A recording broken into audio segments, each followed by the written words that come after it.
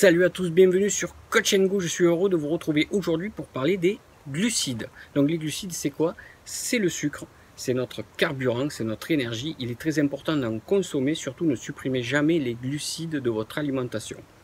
Donc on les distingue en deux catégories. On a les glucides simples, les glucides complexes ou plus communément appelés les sucres lents et les sucres rapides. Donc dans les sucres rapides, on va trouver le fructose, le lactose, les sucres de table et les sucres ajoutés. Et dans les sucres lents, on verra plutôt des féculents. Donc en réalité, c'est un petit peu plus compliqué que ça. En fait, comment on mesure la vitesse à laquelle ce sucre arrive dans notre sang? C'est grâce à l'index glycémique des aliments.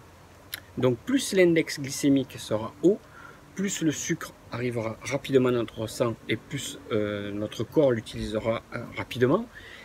Et à l'inverse, plus cet index glycémique sera bas, plus il arrivera lentement dans notre sang. Donc comment ça se passe dans notre corps? Alors, le glucose est absorbé dans le sang.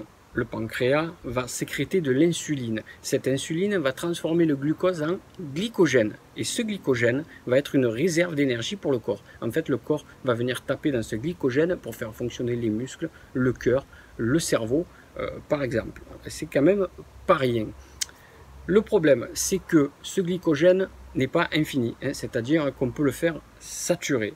Et c'est là où je voulais en venir. Quand on ingère trop de sucre à index glycémique haut, ce glycogène va saturer. Alors qu'est-ce qui se passe quand le glycogène sature? Eh bien, le corps, lui, une fois qu'il a terminé de se servir dedans pour faire ce qu'il avait à faire, tout ce qui va lui rester, hop, il va le stocker dans les cellules adipeuses et c'est comme ça qu'on prend du gras. Et oui, c'est comme ça qu'on a le bide après. Et oui, c'est surtout les glucides qui nous font grossir. Mais c'est pas tout. Quand une trop grosse quantité de sucre arrive dans notre sang, que fait l'insuline? Pour nous protéger, elle va faire chuter ce taux de sucre. Le problème, c'est quand elle le fait chuter, c'est assez violent et ça crée un pic de glycémie. Qui n'a jamais ressenti le coup de barre après un bon repas? En fait, c'est pas la digestion, c'est un pic de glycémie. Le problème, c'est que ces pics de glycémie, de manière répétée, peut vous amener à un diabète de type 2. Comme quoi, c'est assez dangereux de manger trop de glucides à index glycémique haut. Il faut préférer des glucides à index glycémique bas à moyen. Donc, pour ça, il va falloir consommer des aliments complets. Pourquoi?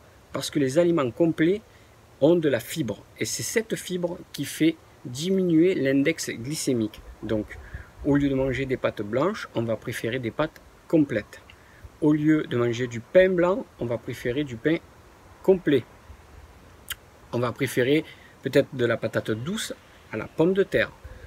Voilà mes conseils pour rester en bonne santé. Après, il n'est pas interdit de manger des pâtes blanches de temps en temps, vous n'allez pas non plus vous désintégrer, mais en tout cas, si vous voulez faire chuter cet index glycémique, il faut mettre dans votre assiette des légumes et de la protéine. Les légumes contiennent de la fibre avec la protéine va faire chuter l'index glycémique. Également, la cuisson des aliments peut faire chuter cet index. Par exemple, les pâtes blanches, si elles sont trop cuites, auront un index glycémique plus élevé que des pâtes ardentes, par exemple.